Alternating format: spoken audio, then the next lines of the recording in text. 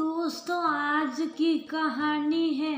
बहू, जब से तू आई है तब से मेरा बेटा बीमार ही रहता है। दोस्तों, कहानी शुरू करने से पहले अगर आपने चैनल को सब्सक्राइब नहीं किया हो तो कर लीजिए ताकि आपके पास पहुंच सके हर नया वीडियो।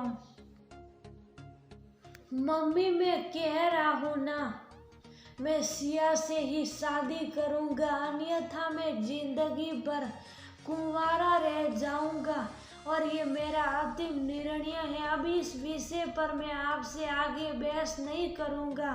तभी अभिनव की मम्मी रमा जी ने कहा, बेटा तू समझ नहीं है, हमने तेरे सामने सिया की जन्म कुंडली पंडित जी को दिखाई थी ना, और उन्होंने सिया की कुंडली में मांगलिक दोष बताया है। अब तू बता, सब कुछ पता होते हुए हम तेरी शादी एक मांगलिक लड़की से कैसे कर दे? तू जानता नहीं कि मांगलिक दोष वाले की जीवन साथी की मौत जल्दी हो जाया करती है, इसलिए तुझे मैं समझा रही हूँ, तू भूल जा सिया को। रमा जी ने अभिनव को बहुत समझाया, पर अभिनव का कहना था कि जब मैंने सिया से प्यार किया था तब मैंने उसके साथ प्यार करते हुए जन्म कुंडली का मिलान नहीं किया था, ना ही मैं इन मिलानों को मानता हूँ। इसलिए अब बस मैं शादी करूँगा तो सिर्फ सिया से, और ये मेरा आखिरी फैसला है।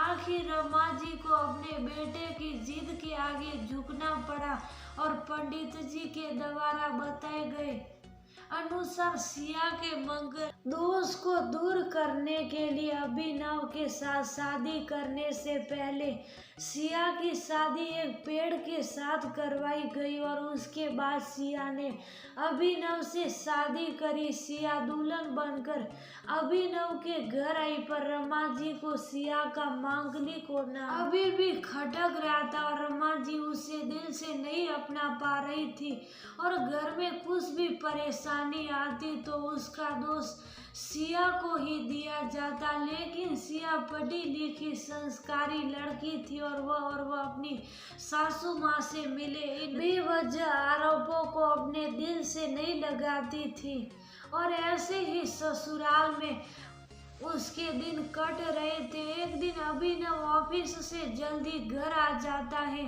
तब रमा जी ने उससे पूछा, बेटा आज जल्दी कैसे आ गया? तब उसने बताया, माँ मुझे सुबह से ही सिर दर्द और बहुत कमजोरी आ रही है, इसलिए ऑफिस में काम करने की हिम्मत ही नहीं हुई मेरी। तब रमा जी ने कहा, चल बेटा जल्दी कर, हमें डॉक्टर के पास चलना चाहिए। तब अभिनव और रमा जी डॉक्टर को दिखाने गए। डॉक्टर को दिखाने के बाद मालूम पड़ा कि अभिनव को पीलिया हो गया है, और दोनों जैसे ही घर लौटे रमा जी ने घर को सिर पर उठा लिया और कहने लगी, जब से ये लड़की हमारे घर में आई है तब से हमारे घर में परेशानी और बीमारियां भी साथ में लेकर आई है, इसके कदम ही अशुभ है।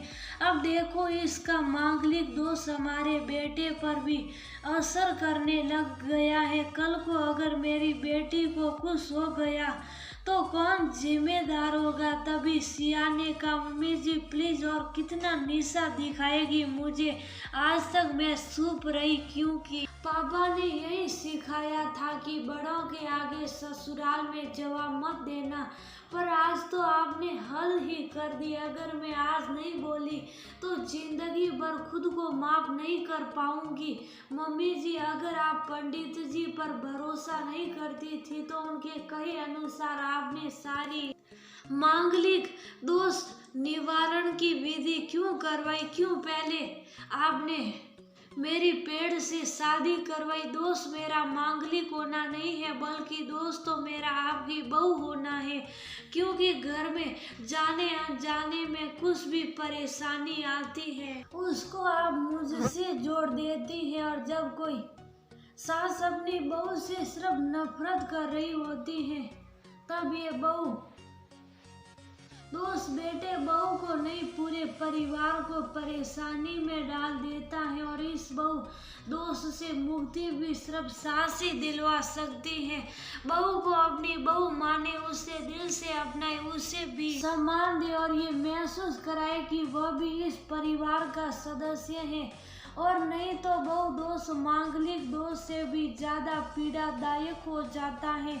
सिया की कही हुई बातें रमा जी के दिल को कमजोर जोर कर रही थी और उन्हें मन ही मन पछतावा भी हो रहा था। उस समय वह ने सिया को कुछ भी नहीं कहा। थोड़े दिन बाद अभिनव बिल्कुल ठीक हो गया और ऑफिस जाने लगा और 1 महीने बाद अभिनव की सैलरी भी बढ़ गई। तब उसने घर आकर इसका श्रेय सिया को दिया तो रमा जी बोली, हाँ सही है बेटा, तू तो सारा श्रेय बहू को ही देगा। तेरी माँ का आशीर्वाद भी तो तेरी प्रगति के पीछे रहता है तेरे साथ।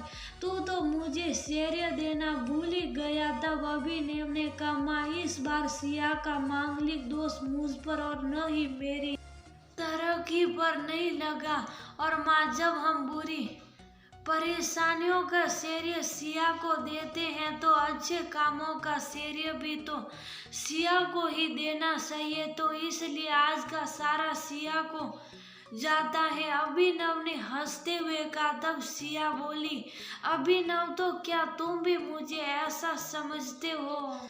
तब अभिनव ने कहा, नहीं सिया बिल्कुल नहीं, बल्कि मैं तो माँ को ये समझाना चाह रहा हूँ कि सुख दुख हमारे जीवन का हिस्सा है और कभी जीवन में खुशियाँ आती हैं तो कभी गम भी आते हैं। इसके लिए हमें परिवार के सदस्य या अपनी बहू को दोष देना उचित नहीं है। तभी रमा जी बोली, बेटा सही कह रहा है तू और तेरी तरक्की ही बहुत है मुझे इस झूठे दोषों से बाहर निकालने के लिए। आज मैं ये कसम लेती हूँ कि आज के बाद मैं सिया को किसी भी बात का दोष नहीं दूंगी। ये सुनकर सिया आज बहुत खुश थी क्योंकि आज उसको उसकी सास ने उसके मांगलिक दोष के साथ साथ बहुत दोषों से भी मुक्ति दे दी थी।